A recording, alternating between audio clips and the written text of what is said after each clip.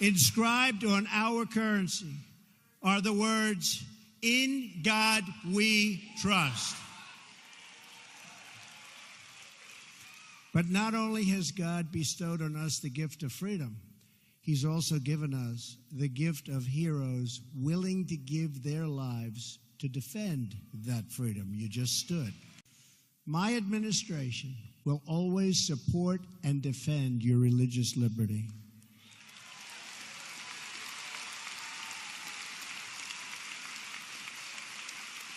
We don't want to see God forced out of the public square, driven out of our schools, or pushed out of our civic life. We want to see prayers before football games if they want to give prayers. We want all children to have the opportunity to know the blessings of God.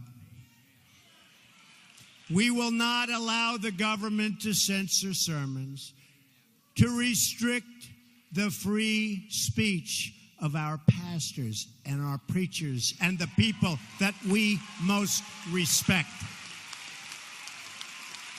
Like Robert.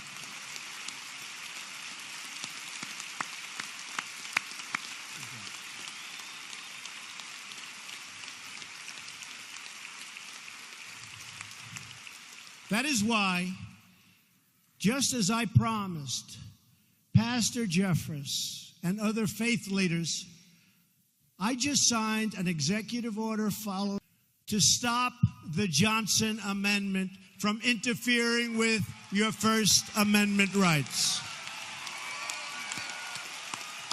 As long as I am president, no one is going to stop you from practicing your faith or from preaching what is in your heart. We want to hear him. One of the most grave and dire threats to religious freedom in the world today is the threat of terrorism.